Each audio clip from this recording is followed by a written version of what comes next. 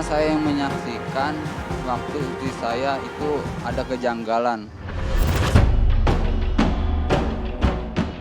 Meski kantongi kemenangan di pengadilan, pihak rumah sakit sejatinya telah lakukan mediasi dengan Yuliantika. Jalan damai itu ditolak hingga berujung di Pengadilan Negeri Tangerang. Jalan hukum yang ditempuh Yuliantika lantaran merasa ganjal dengan pihak rumah sakit pun jalur mediasi dipandang memojokkan pihak Yuliantika. Saya mau tunjukkan bahwasanya kita sudah melakukan upaya-upaya mediasi. Upaya mediasi sudah dilakukan, tidak terjadi, bahkan proposal sudah diajukan oleh kuasanya. Tetapi karena tidak ada kesepakatan dalam hal bagaimana mencari solusi dalam hal ini, ya pihak pengadu Yuliantika mengajukan pengaduan kepada MK DKI, kemudian gugatan Pengadilan Negeri Tangerang. Bahkan sebenarnya sudah ada upaya untuk melakukan laporan pidana, tapi itu tidak bisa dilakukan karena memang harus menunggu putusan MK DKI. Dia kan berjanji waktu itu, waktu saya dipertemukan dengan dokter anestesi. Waktu dokter anestesi dia akan bertanggung jawab sampai full kan, sampai sepenuhnya dia akan menangnya. Itu yang saya pegang. Kita mengadakan mediasi, nah, tapi didatengin yang ada datang intimidasi saya datang. Pengakuan pihak rumah sakit tegas dibantah Irwan Supandi, suami Yuliantika. Bagaimanapun, dirinya yang punya bukti foto terkait suntikan anestesi sampai 12 kali merasa ada yang ganjal dari sikap rumah sakit. Tak hanya tempuh jalur mediasi, mereka pun berulang kali membujuk Irwan untuk menyebut berapa uang yang diminta asalkan persoalan ini tak sampai terungkap ke publik. Sementara itu, pihak rumah sakit menyebutnya sebagai tindakan simpati serta empati, mulai dari membawa Yuliantika ke rumah sakit rujukan hingga tanggung semua biaya pengobatan. Dia meminta semacam bagaimana menyelesaikan dan berapa biaya yang harus di-cover untuk kebutuhan.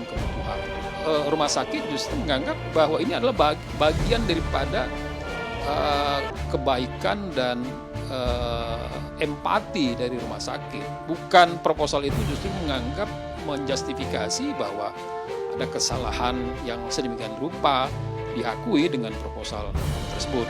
Saya itu cukup aneh.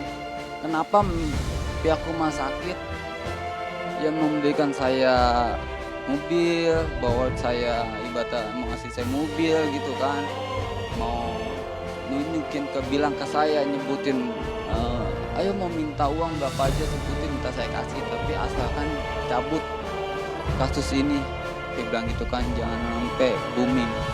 Nah itu sih yang kejanggalan, kenapa kalau emang rumah sakit nggak bermasalah dan nggak isi saya itu nggak cedera medis di situ, nah kenapa dia menawarin uang ke saya? Yuliantika dirujuk ke Rumah Sakit Cipto Mangunkusumo untuk ditangani lebih lanjut. Disinilah kondisi Yuliantika terungkap, di mana mengalami pembengkakan serta terdapat tumor di tulang belakang. Adanya pembengkakan disinyalir akibat belasan kali dilakukan suntikan anestesi. Rumah sakit juga membawa Nyonya Yuliantika ke rumah sakit rujukan RSCM, dan sudah ada perawatan, sudah ada tindakan, sudah ada pemeriksaan penunjang, dan hal itu juga kami ajukan di pengadilan sebagai bukti bahwa rumah sakit memberikan empati, memberikan perhatian dengan perawatan yang terbaik kepada rumah sakit rujukan.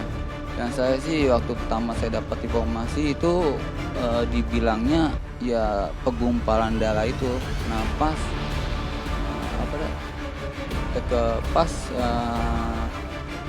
yang kedua saya dapat informasinya itu keputusannya itu ada tumor di tulang belakang nomor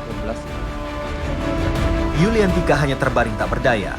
Perjuangan untuk menjalani pengobatan berujung gagal lantaran pihak rumah sakit meminta resume rekam medis pertama. Ironisnya, berkas itu tak ada di tangan Irwan Supandi karena tak diberikan pihak rumah sakit.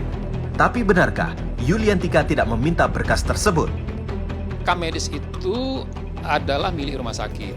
Resum rekam medis itu dapat diberikan maupun dicatat maupun dikopi oleh pasien atau keluarganya. Dan ketika gugatan ini diajukan di Pengadilan Negeri Tangerang, kami membantah tidak benar tidak diberikan rekam medis.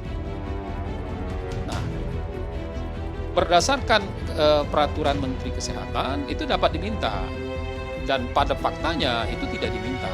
Setelah itu kan pasien juga dirujuk dan dirawat di Rumah Sakit Cipto RSCM. Nah, dan itu tentu ada tindakan medisnya, ada pemeriksaan penunjangnya, ada asuhan medisnya. Dalam hal itu, rekam medisnya ada di Rumah Sakit Cipto RSCM.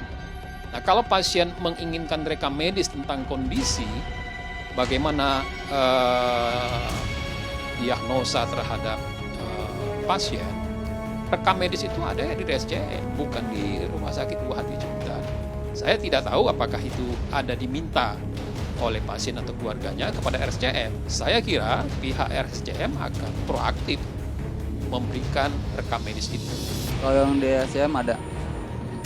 Kalau yang dari Buah Hati Ciputat sampai saat ini pun nggak ada. Makanya waktu saya ke rumah sakit itu selalu dipertanyakan resume medis yang pertama. Ya kan? Saya udah bilang, saya udah berapa kali minta ke rumah sakit tersebut untuk memintakan rumah sakit pertama untuk memintakan resume medis apa yang menyebabkan istri saya lumpuh. Nah itu kan yang dokter saraf itu minta ke saya. Kenapa bapak sebagai suaminya nggak meminta resume medis istrinya? Bang. Nah, kata si dokter tersebut yang mau menangani saya, ternyata kan istri saya selalu ditolak kan. Benarkah pasca kasus ini kembali jadi perbincangan panas? Ada sebuah mobil warna biru yang kerap berhenti tengah malam di rumah Irwan Supandi. Ya setelah saya terus terang aja, setelah ada berita ini istri saya naik lagi, itu sih saya suka 3 kali saya temukan ya, ada mobil berhenti di dekat rumah saya. Saya lagi kuat tuh jam 12 malam, saya buang sampah gitu kan, saya jam itu ke depan. Pertama saya awal sih satu kali saya nggak curiga sih tuh. Nah pas kedua kali, ketiga kalinya mereka matikan sen. Nah itu saya baru curiga sih, wah apa dah nih, jangan-jangan kasus ini nih kasus ini naik lagi, bisa-bisa maksudnya keamanan saya nih bakalan terancam juga nih.